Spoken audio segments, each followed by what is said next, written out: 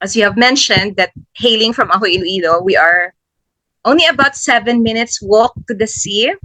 So that's why I'm going to share to you one of my love or my passion, which is nature.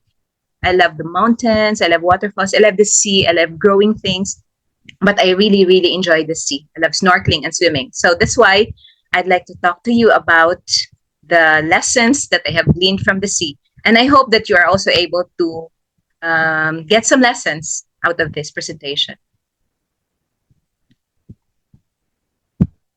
So, lessons from the sea. There are many things that we can learn from it, but also some practical lessons that hopefully will also help us in our Christian experience. So, first of all, one of the things that really comes to my mind when I look at the sea, its beauty, how the sea is part of course of nature's God's book. So we can learn a lot from it and glean so many lessons. So the first lesson that comes to my mind is about precision and dependability. And of course, the tide comes to my mind when I speak of this, because that's why we've got tides. It's because there's a periodic rising and falling of the ocean waters. And this is, of course, caused by gravitational forces of the sun and moon. And when you come to think of it, even though you are, for example, in North America, or you are in the Philippines, or whichever part of the world, or even just in Philippines, different parts of the Philippines have different high tide and low tide. It's actually caused by a few factors. So I had put here a bit of what I've researched. If the ocean is covering the entire globe, direct tides would occur every 12 hours and 25 minutes under the gravitational attraction of the moon, and then every 12 hours under the attraction of the sun. So this is precise. It's every 12 hours and 25 minutes, and it's overlapping, I should say. And although the sun is almost 390 times farther away from the Earth than from the moon, or than itself from the moon, its high mass still affects the tide. And also, there's what we call as terrestrial tides. And these terrestrial tides, it can... And this terrestrial tide is important for radio astronomy and calculating coordinates of the GPS. So you would think, for example, that, so what is it in it for me? So what if there's high tide and low tide? To me, I'd like to just think about it that no matter how I feel, or wherever part of the world I am in, I could be on top of the mountain, or I could be swimming also in the sea, the tidal process continues. The rising and falling continues. Whether I sleep or whether I'm awake, is very precise and very dependable. And it makes me think of the dependability and the preciseness of God. We are reminded in Ecclesiastes chapter 3, verse 1, that to everything there is a season and a time, and every purpose under the heaven. Further, in James 11:17, in the New Living Translation, it says there that He, or meaning God, never changes or casts a shifting shadow. So really, when we come to think of it, why does God wait sometimes for the last minute before He would cure us of our malady? Why would He wait until we're almost empty, or our wallet is empty, before He would step in and do a miracle? And why is it that from our forefathers, from Abraham, from Adam and Eve, even up to Abraham, even up to our time now, we still have this yearning in us to talk to God, to call upon Him, especially when we are in trouble? It's because in James 11:17, we are reminded there, we are really reassured that God never changes or casts a shifting shadow. So no matter how you feel, whether you are elated because of your accomplishments, whether you are very sad because of some sad news, or you are having troubles in your relationships, or you have physical ailments, like a lot of us maybe are suffering from different things. When we pray to God, our situation sometimes does not even change, but our attitude towards those situations changes, because trust comes in. And we know that our God is the same God that answers the prayers of our forefathers, and also the same God who guides us and leads us in the right direction. Okay, so that's one of the things that I've learned so far. Number two is peaceful or peace. When you look at the sea, it just exudes peace, isn't it? I mean, if you look at the background of my PowerPoint now, if you look at it really, it just makes you feel, wow, I don't have a care in the world. And especially if your mobile phone is off, when all your cares and stresses in the world is set aside for a while and you just focus on the here and now, you become more peaceful. In fact, I become more peaceful whenever I look at the body of water, be it a lake or a waterfall, but especially the sea. Because there are moments when I go to the sea back home in Ahoy where we can say that it's like oil. You cannot even see a wave. Occasionally it happens when there are no winds blowing and all that. I mean, there's a wind blowing, but it's very gentle to the point that you can almost not see you cannot see it stirring, but you can still see the waves lapping gently on the shore. So you know that there is still tide and the waves are still lapping. But we're reminded by God that we just have to be still and know that He is God, because we've got so many stressors in our lives. Sometimes, there's bills to pay, and again, there's some physical ailments that would bother us. Our aches and pains, and then sometimes some illnesses even that are the doctors would say it's beyond cure. But the Lord says, just be still and know that I'm God, because I got your back. That's what the Lord says. In our layman's term, I got your back. So just relax, just keep still and take it easy, because I know your future, I know your past. I am with you in the present, and I got your future. I got everything under control. So we just have to be still. There are a few verses that I'd like to share about the peace of God. First is Philippians 4:7. This is in NIV. And the peace of God, which transcends all understanding, will guard your heart and your minds in Christ Jesus.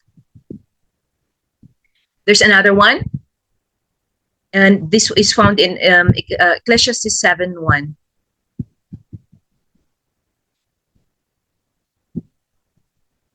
Sorry.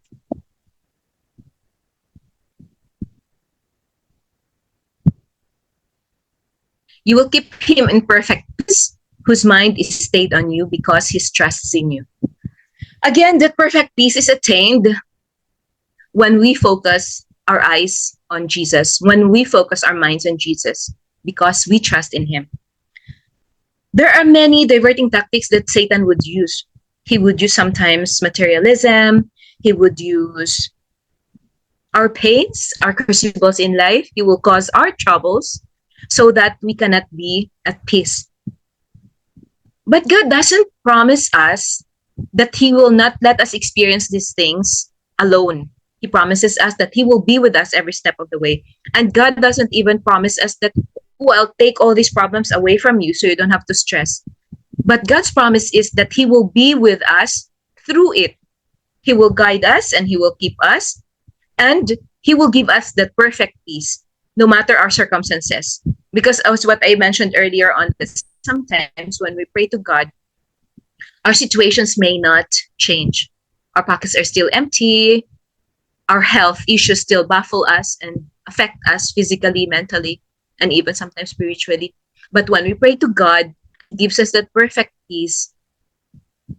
Our focus then is on Him, not on our problems. And then we are reminded that we have a God who's bigger than our problem. Our big God is bigger than our problems. And then, even though that our situations may not change for the moment, it will eventually change because our paradigm, our own focus is already on God.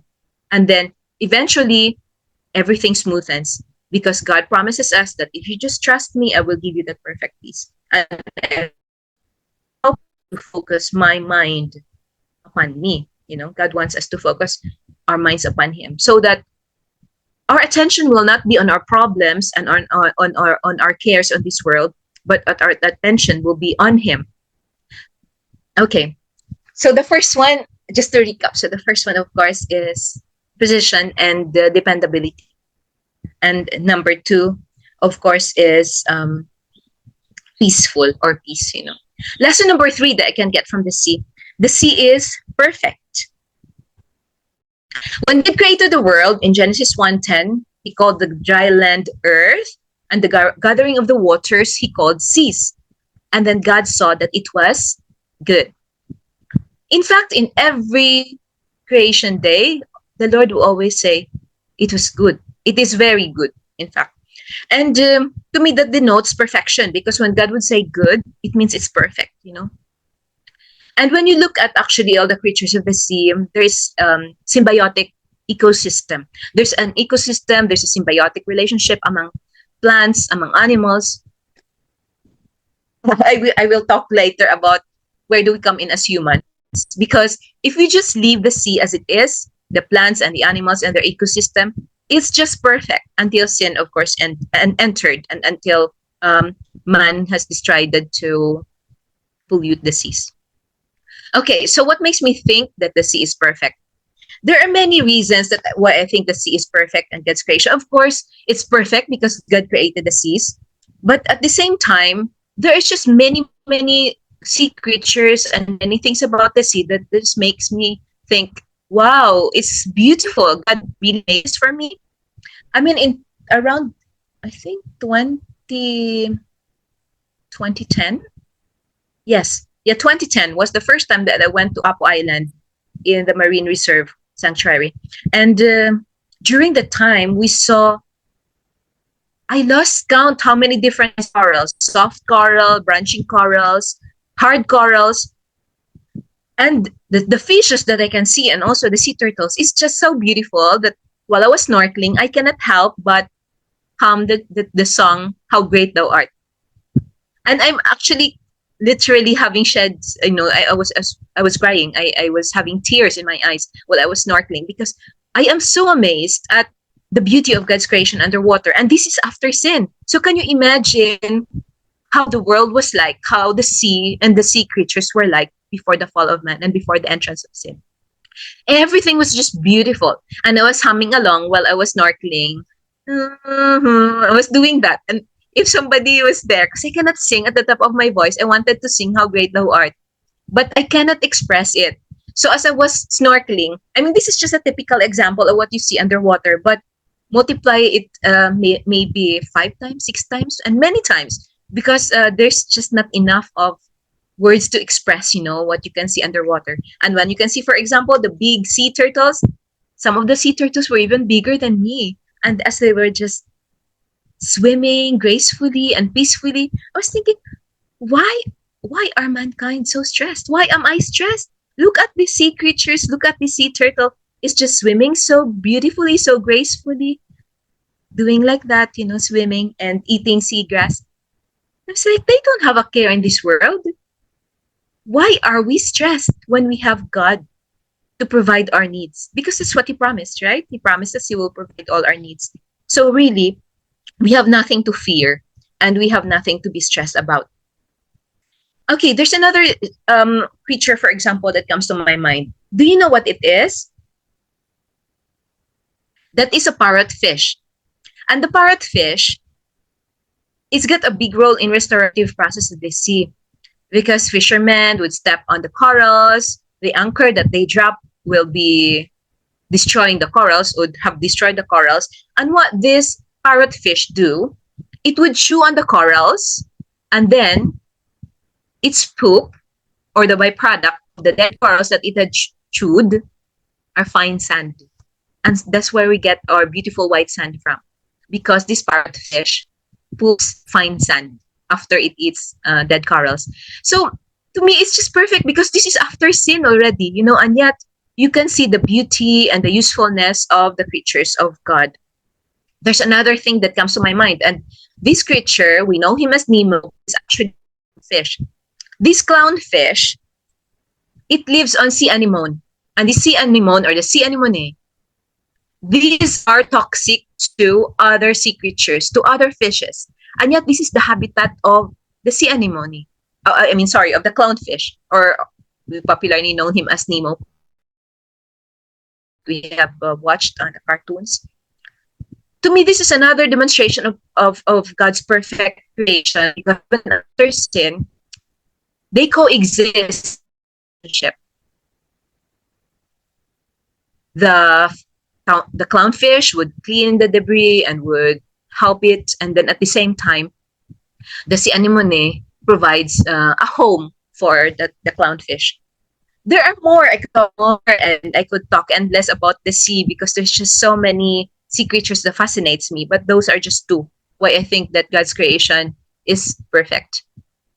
And God loves us just as we are. God loves us because we are His creatures, but He refuses to leave us that way. He wants us to be like Him. He wants us to be like Jesus. Matthew 5:48 says, "Be ye therefore perfect, even as your Father, which is in heaven, is perfect." God wants us to be like Him. So it's like that His creation is perfect, just like God is perfect. He wants us also to be like Him, who is perfect. Okay, number 4. There will be more actually that I'll be talking about this. Purifying, the purification process of the sea. So when you look at the sea, it's so beautiful, right? It's so clean, ideally, that is. But have you tried, for example, writing your crush's name on the sand? I've done a lot of times, I've made some artwork on the sand. And yes, for example, like that, you can write words on the sand, on the seashore. And then when high tide comes, it will be washed away, and it will already be looking again like a beautiful beach. But when you look at the sea, why it is so clear like that? Ideally, there is a process that is called self-cleaning of the ocean. And it's called self-purification. That's the process that is called. And this involves the circulation of the water. I will be looking at my notes because I cannot memorize what I'm going to say now, because I've done quite a bit of research about the purification process of the sea. This self-purification involves circulation of water, which help disperse pollutants and replenish oxygen level, because the majority of our oxygen is produced actually not by the foliage alone of the trees, but it's produced in the ocean by the planktons. Can you believe that? Most of the oxygen supply in the earth is actually produced in the ocean. So this circulation of water, which helps disperse pollutants and replenish oxygen levels, plus in addition to that, the marine organisms like phytoplanktons and bacteria, they absorb and break down pollutants. So how can we liken it to? I know that many of you here are doctors and in the medical profession. Imagine that the world seas are the heart, blood, kidney, and liver of our planet. The circulatory system is the sea current, or the sea current is the Earth's circulatory system. It pumps vast quantities of water from the equator to the poles and back. Okay, so it's like a circulatory system. It would pump millions of gallons of water to the poles, the North Pole and the South Pole, and then back. And it just goes on and so forth because of the tide as well. So it's brought about by the rising and the falling of tide, your high tide and your low tide and all that. So it circulates around the world. So these currents, because of these tidal currents, they dilute and distribute pollutants and transporting nutrients around the globe. So that's like the circulatory system as well of our body. And then we think of that as this circulatory system, of course, it cleanses the body, So in the same way, the seas also, this tidal movement helps disperse waste and then replenish the oxygen levels and contributing to the ocean's self-purification. Then a role of the microbes, the unsung heroes. The microbes, oceanographers, this is in 2010 even, maybe there's more now. They reveal that in the marine life, there are more than 1 billion microbes per liter of water. Can you imagine that? More than 1 billion of microbes per liter of water. And this was in 2010. So imagine the statistics now. If you measure, maybe it's double already because there's so many pollutants. So these microbes are acting like the kidneys, the liver, and the lungs of the body. So what do these bodily parts do to us? They absorb the waste. So in the same way, these microbes, or these tiny organisms, they convert waste into usable molecules. and then it's precipitated into the ocean floor and effectively purifying the water. And that is why, left alone, the sea would always appear clean. Then also the viruses. The viruses would remove, normally they would give a sickness, right?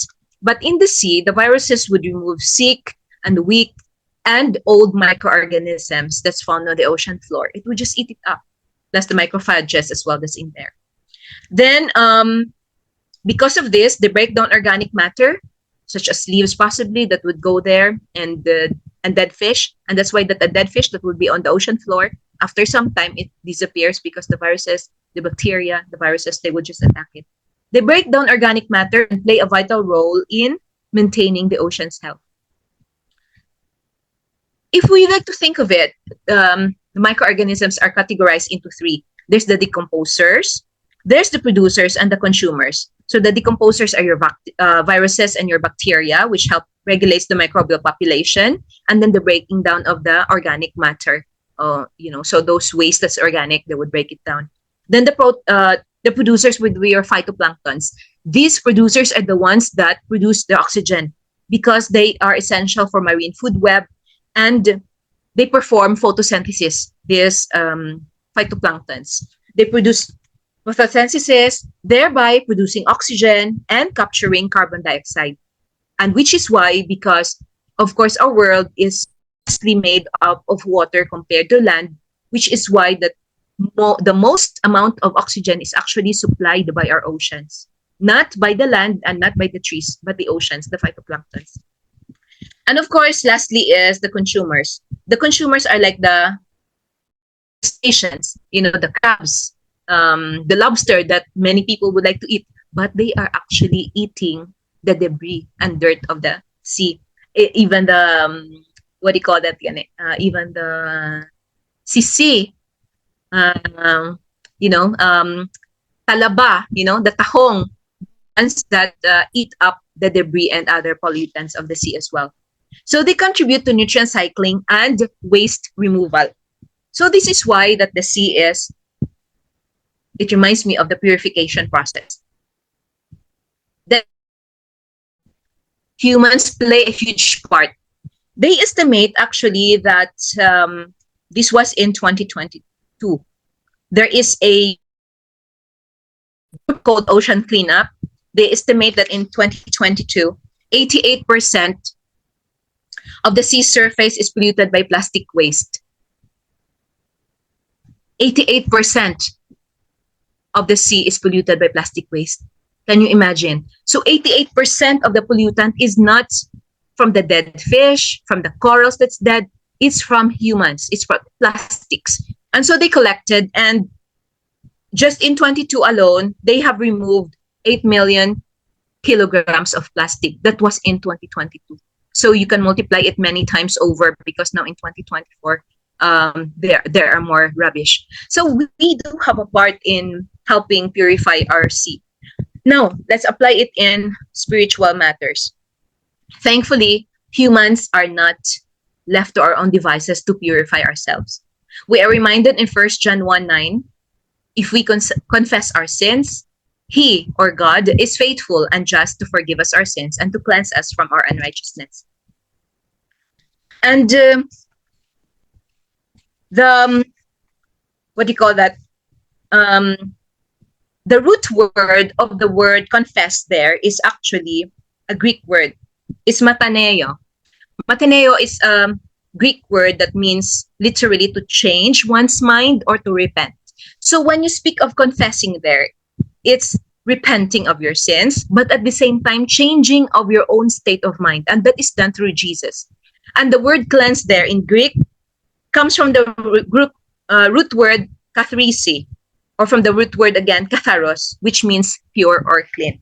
Meaning to say that if we confess our sins, i.e. we repent, or we change our state of mind, God is faithful and just to forgive us our sins and to cleanse us. Other versions would use the word to purify us, because actually the word cleanse in Greek is katharos, which means pure or purify or clean. So that's it. We really don't have to just rely on our self-righteousness, because our righteousness is like filthy rags. We just have to rely on God to give us His righteousness because He is faithful and just to forgive us our sins if we confess our sins. Lastly is the sea passes on. That's the last lesson I will be sharing with you. Familiar with that? Message in a bottle. I don't know if you've tried it. I wouldn't advise that we will do it. Otherwise, we will be helping pollute the seas as well. But many people have done it in the past. The longest letter that was recovered was 131 years from the time it was written. And then somebody had picked it up and read the message, and it was 131 years ago when it was written. But there's just one thing that I'd like to share to you, that there's a story about a British commando that the crew, they were hijacked. They were in a cargo boat, and the crew, they were hijacked, and there were some what do you call that, pirates. The pirates hijacked them, and they were saved because they had sent a message in a bottle. And these captured seamen, the NATO ships arrived to free them, all because of message that's in a bottle. What is the spiritual implication to this? When we know God's goodness to us, when we experience God's goodness to us, we must not just keep it to ourselves. We must not keep it to ourselves. We have to pass it on. Remember the song, Pass It On? It only takes a spark to keep the fire glowing. We have to pass it on. And I really would like to commend you guys for having this Moving On ministry, because this is a way of passing on God's message, really. We do things so that we can pass on God's goodness to us. And lastly, I will be sharing to you this verse that's found in Romans chapter 10, verse 14. How then shall they call on him in whom they have not believed? And how shall they believe in him of whom they have not heard? And how shall they hear without a preacher? We are reminded, my dear brothers and sisters, that yes, we have the Great Commission to preach the world. But this is especially a very important verse to us, for us to remember that if we don't share, others will not be able to know about God. So just to recap the 5 lessons, I don't know if you can still recall, but number 1 is precision and dependability, because these lessons that I've learned, they are actually all speak about God Himself. Number 1, precision and dependability. Number 2, what was that the lesson number 2? Peaceful. The sea is peaceful. Number 3, perfect. Number 4, purifying. And number 5, passes on. These are the lessons we can learn from the sea. These are the lessons that we can learn about God. And these are the lessons that we can apply to our spiritual growth and our spiritual journey. Thank you for the time that you have given to me. May God bless us all, and may that God will continue to guide us as we think about Him and think about His love and share it with others.